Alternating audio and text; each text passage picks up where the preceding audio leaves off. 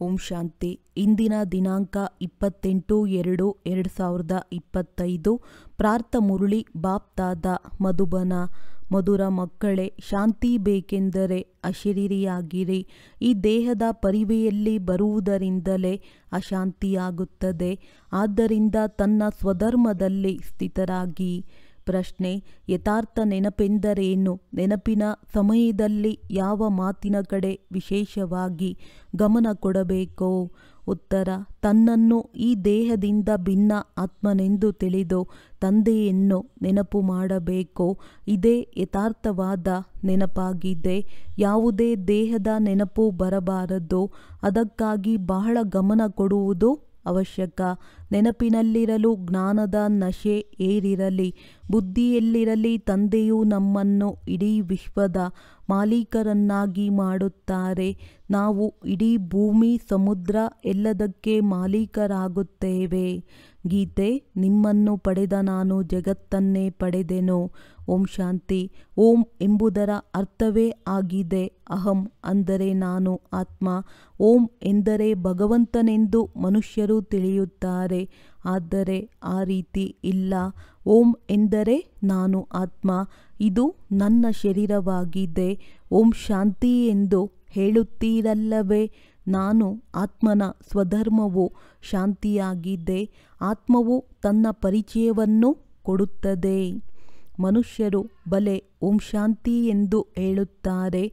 ಆದರೆ ಓಂನ ಅರ್ಥವನ್ನು ಯಾರೂ ತಿಳಿದುಕೊಂಡಿಲ್ಲ.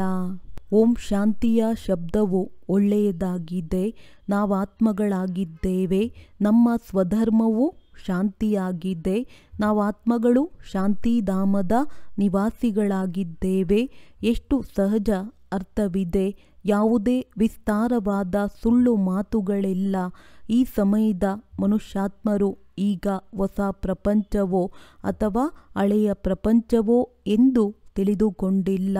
ಹೊಸ ಪ್ರಪಂಚವು ಮತ್ತೆ ಯಾವಾಗ ಹಳೆಯದಾಗುತ್ತದೆ? ಹಳೆಯದರಿಂದ ಯಾವಾಗ ಹೊಸ ಪ್ರಪಂಚವಾಗುತ್ತದೆ ಎಂಬುದನ್ನು ಯಾರೂ ಅರಿತುಕೊಂಡಿಲ್ಲ. ಪ್ರಪಂಚವು ಯಾವಾಗ ಹೊಸದಾಗುತ್ತದೆ ಮತ್ತು ಹೇಗೆ ಹಳೆಯದಾಗುತ್ತದೆ ಎಂಬುದಾಗಿ ಯಾರನ್ನಾದರೂ ಪ್ರಶ್ನಿಸಿದರೆ ಯಾರೂ ತಿಳಿಸುವುದಿಲ್ಲ. ಈಗಂತೂ ಕಲಿಯುಗವು ಹಳೆಯ ಪ್ರಪಂಚವಾಗಿದೆ. ಸತ್ಯಯುಗಕ್ಕೆ ಹೊಸ ಪ್ರಪಂಚವೆಂದು ಕರೆಯಲಾಗುತ್ತದೆ. ಒಳ್ಳೆಯದು ಹೊಸದಕ್ಕೆ ಹಳೆಯದಾಗುವುದರಲ್ಲಿ ಎಷ್ಟು ವರ್ಷಗಳು ಹಿಡಿಸುತ್ತದೆ? ಇದನ್ನು ಸಹ ಯಾರೂ ತಿಳಿದುಕೊಂಡಿಲ್ಲ. ಮನುಷ್ಯರಾಗಿಯೂ ಇದನ್ನು ಅರಿತುಕೊಂಡಿಲ್ಲ. ಇವರಿಗೆ ಪ್ರಾಣಿಗಳಿಗಿಂತಲೂ ಕೀಳೆಂದು ಹೇಳಲಾಗುತ್ತದೆ. ಪ್ರಾಣಿಗಳಂತೂ ತಮ್ಮ ಪ್ರತಿ ಏನೂ ಹೇಳಿಕೊಳ್ಳುವುದಿಲ್ಲ. ಆದರೆ ಮನುಷ್ಯರು ಹೇಳುತ್ತಾರೆ, ಹೇ ಪತಿತ ಪಾವನ ಬನ್ನಿ ಎಂದು ಕರೆಯುತ್ತಾರೆ. ಆದರೆ ಅವರನ್ನು ಸ್ವಲ್ಪವೂ ತಿಳಿದುಕೊಂಡಿಲ್ಲ. ಪಾವನ ಶಬ್ದವು ಎಷ್ಟು ಚೆನ್ನಾಗಿದೆ.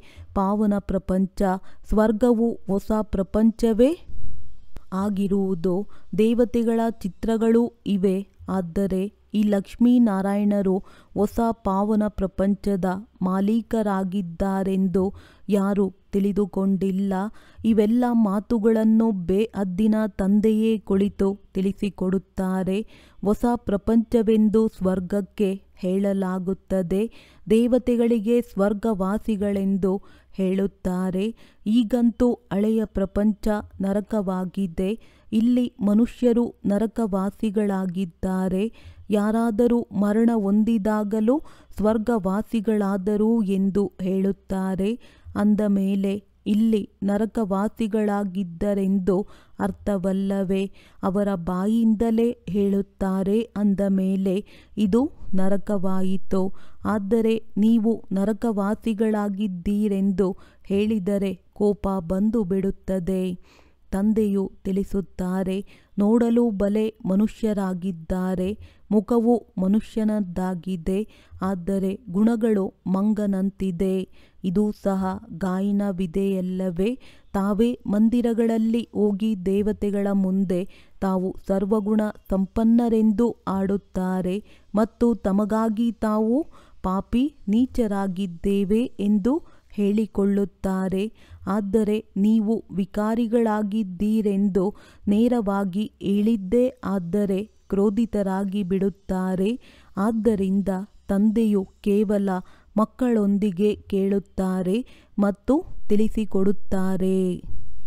ಹೊರಗಿನವರೊಂದಿಗೆ ಮಾತನಾಡುವುದಿಲ್ಲ, ಏಕೆಂದರೆ ಕಲಿಯುಗಿ ಮನುಷ್ಯರು ನರಕವಾಸಿಗಳಾಗಿದ್ದಾರೆ. ಈಗ ನೀವು ಸಂಗಮಯುಗದ ನಿವಾಸಿಗಳಾಗಿದ್ದೀರಿ. ನೀವು ಪವಿತ್ರರಾಗುತ್ತಿದ್ದೀರಿ. ನಿಮಗೆ ತಿಳಿದಿದೆ, ನಾವು ಬ್ರಾಹ್ಮಣರಿಗೆ ಶಿವತಂದೆಯು ಓದಿಸುತ್ತಾರೆ. ಅವರು ಪತಿತ ಪಾವನನಾಗಿದ್ದಾರೆ. ನಾವೆಲ್ಲ ಆತ್ಮಗಳನ್ನು ಕರೆದುಕೊಂಡು ಹೋಗಲು ತಂದೆಯು ಬಂದಿದ್ದಾರೆ. ಎಷ್ಟೊಂದು ಸರಳ ಮಾತುಗಳಾಗಿವೆ. ತಂದೆಯು ತಿಳಿಸುತ್ತಾರೆ, ಮಕ್ಕಳೇ, ನೀವಾತ್ಮಗಳು ಶಾಂತಿಧಾಮದಿಂದ ಪಾತ್ರವನ್ನಭಿನಯಿಸಲು ಬರುತ್ತೀರಿ. ಆದರೆ ಈ ದುಃಖಧಾಮದಲ್ಲಿ ಎಲ್ಲರೂ ದುಃಖಿಯಾಗಿದ್ದಾರೆ.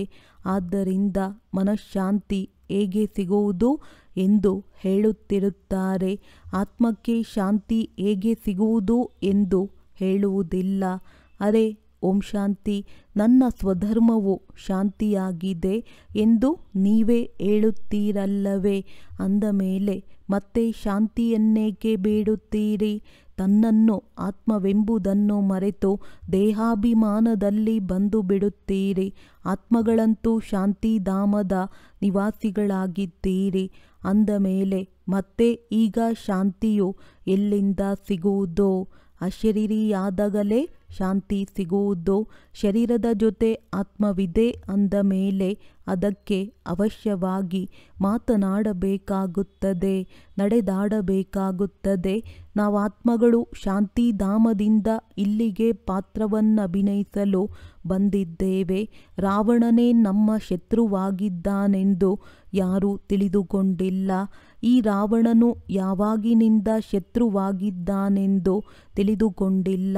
ದೊಡ್ಡ ದೊಡ್ಡ ವಿದ್ವಾಂಸರು, ಪಂಡಿತರು ಯಾರೂ ಸಹ ರಾವಣ ಯಾರು, ಯಾರ ಪ್ರತಿಮೆಯನ್ನು ಮಾಡಿ ಸುಡುತ್ತೇವೆಂದು ಅರಿತುಕೊಂಡಿಲ್ಲ. ಜನ್ಮ ಜನ್ಮಾಂತರದಿಂದ ಸುಡುತ್ತಾ ಬಂದಿದ್ದಾರೆ. ಆದರೂ ಸಹ ಏನನ್ನೂ ತಿಳಿದುಕೊಂಡಿಲ್ಲ.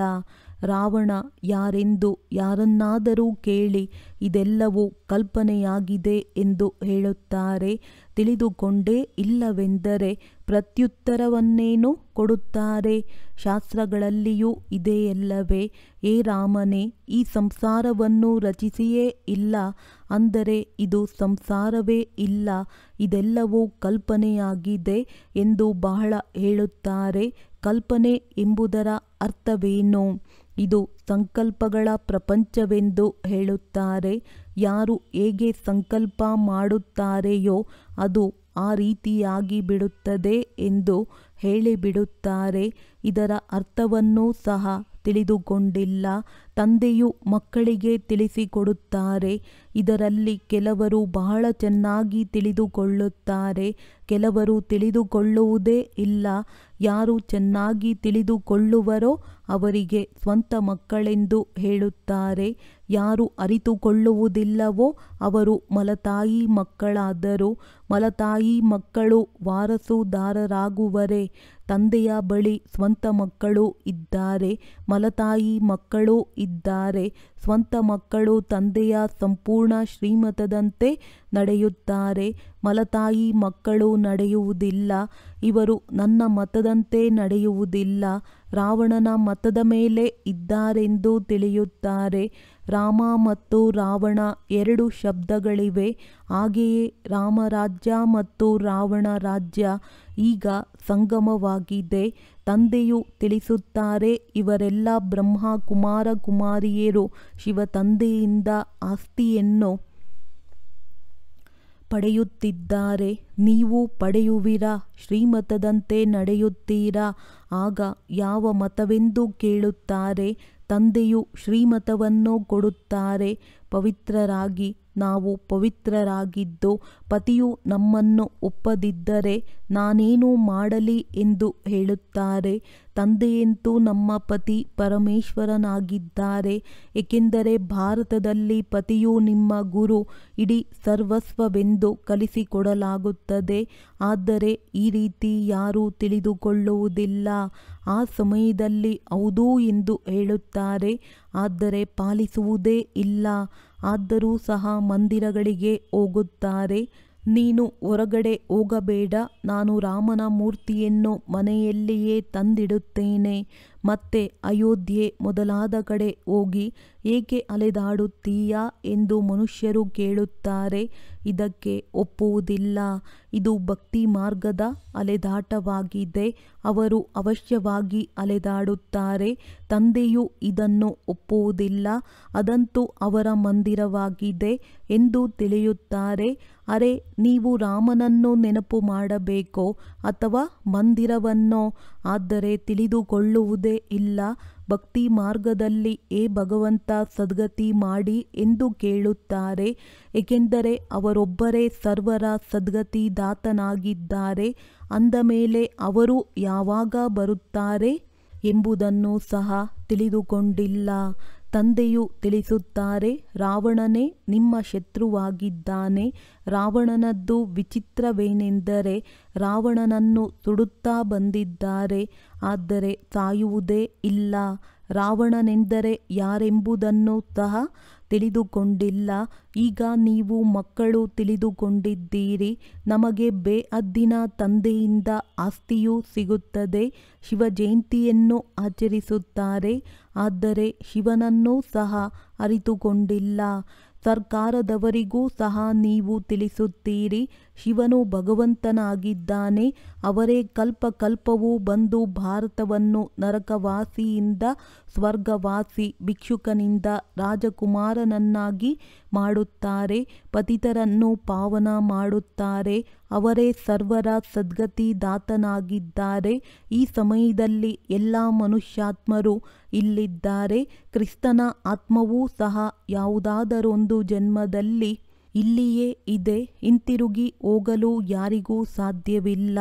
ಇವರೆಲ್ಲರ ಸದ್ಗತಿ ಮಾಡುವವರು ಒಬ್ಬರೇ ತಂದೆಯಾಗಿದ್ದಾರೆ. ಅವರು ಭಾರತದಲ್ಲಿಯೇ ಬರುತ್ತಾರೆ.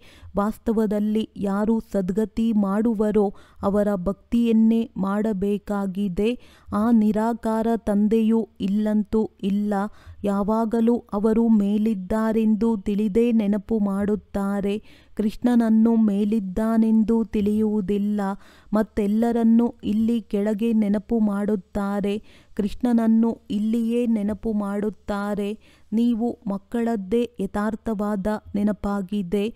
ನೀವು ತಮ್ಮನ್ನು ಈ ದೇಹದಿಂದ ಭಿನ್ನ ಆತ್ಮವೆಂದು ತಿಳಿದು ತಂದೆಯನ್ನು ನೆನಪು ಮಾಡುತ್ತೀರಿ. ತಂದೆಯು ತಿಳಿಸುತ್ತಾರೆ, ನಿಮಗೆ ಯಾವುದೇ ದೇಹವು ನೆನಪಿಗೆ ಬರಬಾರದು. ಈ ಗಮನವನ್ನಿಡುವುದು ಅವಶ್ಯಕವಾಗಿದೆ. ನೀವು ತನ್ನನ್ನು ಆತ್ಮವೆಂದು ತಿಳಿದು ತಂದೆಯನ್ನು ನೆನಪು ಮಾಡಿ. ತಂದೆಯು ನಮ್ಮನ್ನು ಇಡೀ ವಿಶ್ವದ ಮಾಲೀಕರನ್ನಾಗಿ ಮಾಡುತ್ತಾರೆ. ಇಡೀ ಸಾಗರ, ಆಕಾಶ, ಭೂಮಿ ಎಲ್ಲದರ ಮಾಲೀಕರನ್ನಾಗಿ ಮಾಡುತ್ತಾರೆ. ಈಗಂತೂ ಎಷ್ಟೊಂದು ತುಂಡು ತುಂಡಾಗಿ ಬಿಟ್ಟಿದೆ. ಒಬ್ಬರು ಇನ್ನೊಬ್ಬರ ಜಾಗದಲ್ಲಿ ಬರಲು ಬಿಡುವುದಿಲ್ಲ. ಸತ್ಯಯುಗದಲ್ಲಿ ಈ ಮಾತುಗಳಿರುವುದಿಲ್ಲ. ಭಗವಂತನು ಒಬ್ಬರೇ ಆಗಿದ್ದಾರೆ. ಎಲ್ಲರೂ ತಂದೆಯರಾಗಿದ್ದಾರೆ ಎಂದಲ್ಲ. ಹಿಂದೂ ಚೀನಿ ಭಾಯಿ ಭಾಯಿ, ಹಿಂದೂ ಮುಸಲಿಂ ಭಾಯಿ ಸಹೋದರ ಎಂದು ಹೇಳುತ್ತಾರೆ. ಆದರೆ ಅರ್ಥವನ್ನು ತಿಳಿದುಕೊಂಡಿಲ್ಲ. ಹಿಂದೂ ಮುಸಲ್ಮಾನರು ಸಹೋದರಿ ಎಂದು ಹೇಳುವುದಿಲ್ಲ. ಆತ್ಮಗಳು ಪರಸ್ಪರ ಎಲ್ಲರೂ ಸಹೋದರರಾಗಿದ್ದಾರೆ. ಆದರೆ ಈ ಮಾತನ್ನು ಅರಿತುಕೊಂಡಿಲ್ಲ. ಶಾಸ್ತ್ರ ಮೊದಲಾದವುಗಳನ್ನು ಕೇಳುತ್ತಾ ಸತ್ಯವೆಂದು ಹೇಳುತ್ತಿರುತ್ತಾರೆ. ಅರ್ಥವೇನೂ ಇಲ್ಲ. ವಾಸ್ತವದಲ್ಲಿ ಇಲ್ಲಿ ಸುಳ್ಳು ಅಸತ್ಯವಿದೆ. ಸತ್ಯಖಂಡದಲ್ಲಿ ಸತ್ಯವೇ ಸತ್ಯವನ್ನು ಹೇಳುತ್ತಾರೆ. ಇಲ್ಲಿ ಅಸತ್ಯವೇ ಅಸತ್ಯವಿದೆ. ನೀವು ಸುಳ್ಳು ಹೇಳಿದಿರೆಂದು ಯಾರಿಗಾದರೂ ಹೇಳಿದರೆ ಅವರು ಮುನಿಸಿಕೊಳ್ಳುತ್ತಾರೆ.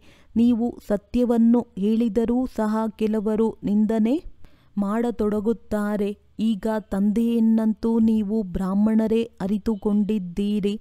ನೀವು ಮಕ್ಕಳು ಈಗ ದೈವಿ ಗುಣಗಳನ್ನು ಧಾರಣೆ ಮಾಡುತ್ತೀರಿ. ನಿಮಗೆ ತಿಳಿದಿದೆ, ಈಗ ಪಂಚತತ್ವಗಳು ತಮೋ ಪ್ರಧಾನವಾಗಿವೆ. ಇತ್ತೀಚಿನ ದಿನಗಳಲ್ಲಿ ಮನುಷ್ಯರು ಭೂತಗಳ ಪೂಜೆ ಮಾಡುತ್ತಾರೆ. ಭೂತಗಳ ನೆನಪೇ ಇರುತ್ತದೆ. ತಂದೆಯು ತಿಳಿಸುತ್ತಾರೆ, ತನ್ನನ್ನು ಆತ್ಮವೆಂದು ತಿಳಿದು ತಂದೆಯನ್ನು ನೆನಪು ಮಾಡಿ ಭೂತಗಳನ್ನು ನೆನಪು ಮಾಡಬೇಡಿ. ಗೃಹಸ್ಥ ವ್ಯವಹಾರದಲ್ಲಿರುತ್ತಾ ಬುದ್ಧಿಯೋಗವನ್ನು ತಂದೆಯ ಜೊತೆ ಜೋಡಿಸಿ. ಈಗ ಆತ್ಮಾಭಿಮಾನಿಗಳಾಗಬೇಕಾಗಿದೆ. ತಂದೆಯನ್ನು ಎಷ್ಟು ನೆನಪು ಮಾಡುವಿರೋ ಅಷ್ಟು ವಿಕರ್ಮಗಳು ವಿನಾಶವಾಗುವುದು. ಜ್ಞಾನದ ಮೂರನೆಯ ನೇತ್ರವು ನಿಮಗೆ ಸಿಗುತ್ತದೆ. ಈಗ ನೀವು ವಿಕರ್ಮಾಜೀತರಾಗಬೇಕಾಗಿದೆ. ಅದು ಸತ್ಯಯುಗ ವಿಕರ್ಮಾಜೀತ್ ಸಂವತ್ಸರವಾಗಿದೆ. ಇದು ವಿಕರ್ಮಿ ಸಂವತ್ಸರವಾಗಿದೆ. ನೀವು ಯೋಗ ಬಲದಿಂದ ವಿಕರ್ಮಗಳ ಮೇಲೆ ಜಯ ಗಳಿಸುತ್ತೀರಿ. ಭಾರತದ ಯೋಗವು ಪ್ರಸಿದ್ಧವಾಗಿದೆ. ಮನುಷ್ಯರು ತಿಳಿದುಕೊಂಡಿಲ್ಲ. ಸನ್ಯಾಸಿಗಳು ಸಹ ವಿದೇಶದಲ್ಲಿ ಹೋಗಿ ನಾವು ಭಾರತದ ಯೋಗವನ್ನು ಕಲಿಸಲು ಬಂದಿದ್ದೇವೆಂದು ಹೇಳುತ್ತಾರೆ. ಇವರು ಹಠಯೋಗಿ ಆಗಿದ್ದಾರೆಂದರೆ ಇವರು ರಾಜಯೋಗವನ್ನು ಕಲಿಸಲು ಸಾಧ್ಯವಿಲ್ಲ ಎಂಬುದು ವಿದೇಶಿಯರಿಗೆ ತಿಳಿದೇ ಇಲ್ಲ. ನೀವು ರಾಜ ಋಷಿಗಳಾಗಿದ್ದೀರಿ. ಅವರು ಹದ್ದಿನ ಸನ್ಯಾಸಿಗಳು. ನೀವು ಬೇಹದ್ದಿನ ಸನ್ಯಾಸಿಗಳಾಗಿದ್ದೀರಿ.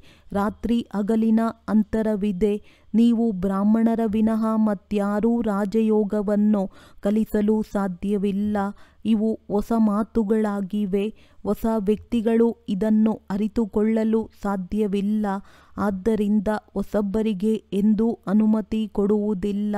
ಇದು ಇಂದ್ರ ಸಭೆಯಾಗಿದೆಯಲ್ಲವೇ? ಈ ಸಮಯದಲ್ಲಿ ಎಲ್ಲರೂ ಕಲ್ಲು ಬುದ್ಧಿಯವರಾಗಿದ್ದಾರೆ.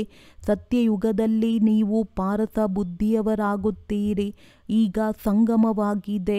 ತಂದೆಯ ವಿನಃ ಮತ್ಯಾರೂ ಕಲ್ಲಿನ ಸಮಾನರಿಂದ ಪಾರಸ ಬುದ್ಧಿಯ ಸಮಾನರನ್ನಾಗಿ ಮಾಡಲು ಸಾಧ್ಯವಿಲ್ಲ. ಇಲ್ಲಿ ನೀವು ಪಾರಸ ಬುದ್ಧಿಯವರಾಗಲು ಬಂದಿದ್ದೀರಿ.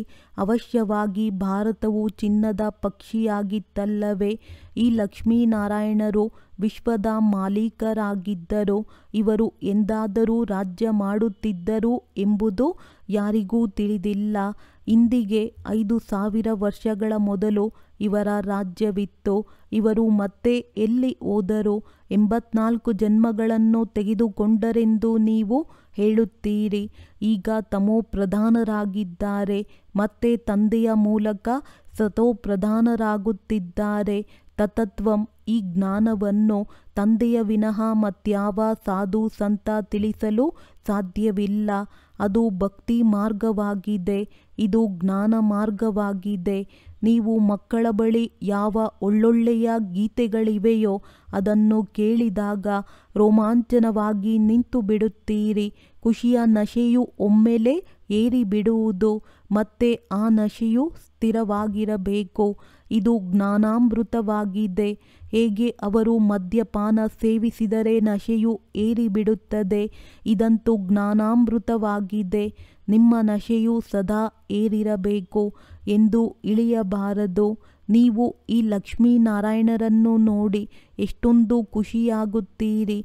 ಏಕೆಂದರೆ ನಿಮಗೆ ತಿಳಿದಿದೆ, ನಾವು ಶ್ರೀಮತದಿಂದ ಪುನಃ ಶ್ರೇಷ್ಠಾಚಾರಿಗಳಾಗುತ್ತಿದ್ದೇವೆ. ಇಲ್ಲಿ ನೋಡುತ್ತಿದ್ದರೂ ಸಹ ಬುದ್ಧಿಯೋಗವು ತಂದೆ ಮತ್ತು ಆಸ್ತಿಯಲ್ಲಿ ತೊಡಗಿರಲಿ.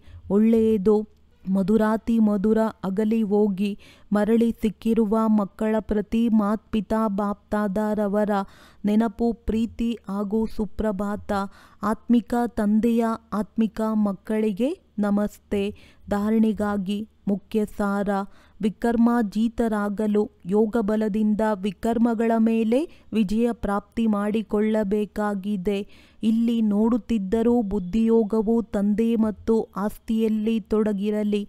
ತಂದೆಯ ಆಸ್ತಿಯ ಮೇಲೆ ಸಂಪೂರ್ಣ ಅಧಿಕಾರವನ್ನು ಪ್ರಾಪ್ತಿ ಮಾಡಿಕೊಳ್ಳಲು ಸ್ವಂತ ಮಕ್ಕಳಾಗಬೇಕಾಗಿದೆ.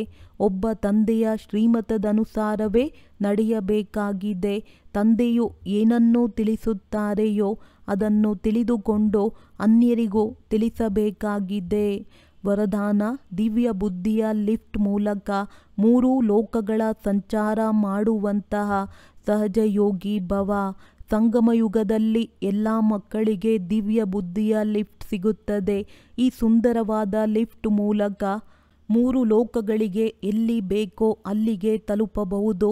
ಕೇವಲ ಸ್ಮೃತಿಯ ಸ್ವಿಚ್ ಆನ್ ಮಾಡಿ, ಆಗ ಸೆಕೆಂಡ್ನಲ್ಲಿ ಅಲ್ಲಿಗೆ ತಲುಪಿಬಿಡುವಿರಿ.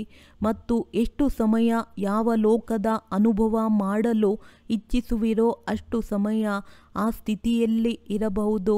ಈ ಲಿಫ್ಟನ್ನು ಉಪಯೋಗಿಸಲು ಅಮೃತ ವೇಳೆ ಎಚ್ಚರಿಕೆಯಾಗಿದ್ದು ಸ್ಮೃತಿಯ ಸ್ವಿಚ್ಚನ್ನು ಯಥಾರ್ಥ ರೀತಿಯಿಂದ ಸೆಟ್ ಮಾಡಿಕೊಳ್ಳಿ. ಅಧಿಕಾರಿಯಾಗಿದ್ದುಕೊಂಡು ಈ ಲಿಫ್ಟನ್ನು ಕಾರ್ಯದಲ್ಲಿ ತೊಡಗಿಸಿ. ಆಗ ಸಹಜ ಯೋಗಿಗಳಾಗಿ ಬಿಡುವಿರಿ. ಪರಿಶ್ರಮ ಸಮಾಪ್ತಿಯಾಗಿ ಬಿಡುವುದು. ಸ್ಲೋಗನ್: ಮನಸ್ಸನ್ನು ಸದಾ ಮೋಜಿನಲ್ಲಿಡಿ. ಇದೇ ಜೀವನ ನಡೆಸುವ ಕಲೆಯಾಗಿದೆ. ಅವ್ಯಕ್ತ ಸೂಚನೆ: ಏಕಾಂತ ಪ್ರಿಯರಾಗಿ ಏಕತೆ ಮತ್ತು ಏಕಾಗ್ರತೆಯನ್ನು ತಮ್ಮದಾಗಿಸಿಕೊಳ್ಳಿ. ಏಕಾಂತವಾಸಿಯ ಡಬಲ್ ಅರ್ಥವಿದೆ. ಕೇವಲ ಹೊರಗಡೆಯ ಏಕಾಂತವಲ್ಲ, ಆದರೆ ಒಬ್ಬರ ಅಂತ್ಯದಲ್ಲಿ ಮುಳುಗಿ ಹೋಗುವುದು. ಏಕಾಂತ ಇಲ್ಲವೆಂದರೆ ಕೇವಲ ಹೊರಗಡೆಯ ಏಕಾಂತವಾದರೆ ಬೇಜಾರಾಗುವುದು. ಹೇಳುವಿರಿ, ಗೊತ್ತಿಲ್ಲ ದಿನವನ್ನು ಹೇಗೆ ಕಳೆಯುವುದು. ಆದರೆ ಒಬ್ಬ ತಂದೆಯ ಅಂತ್ಯದಲ್ಲಿ ಮುಳುಗಿ ಹೋಗಬೇಕು. ಹೇಗೆ ಸಾಗರನ ಆಳದಲ್ಲಿ ಹೋದರೆ ಖಜಾನೆಯು ಸಿಗುತ್ತದೆ, ಹಾಗೆಯೇ ಒಬ್ಬರ ಅಂತ್ಯದಲ್ಲಿ ಹೋದರೆ, ಅರ್ಥಾತ್ ತಂದೆಯಿಂದ ಏನು ಪ್ರಾಪ್ತಿಗಳು ಸಿಕ್ಕಿವೆ ಅದರಲ್ಲಿ ಮುಳುಗಿ ಹೋಗಿ. ಒಳ್ಳೆಯದು. ಓಂ ಶಾಂತಿ.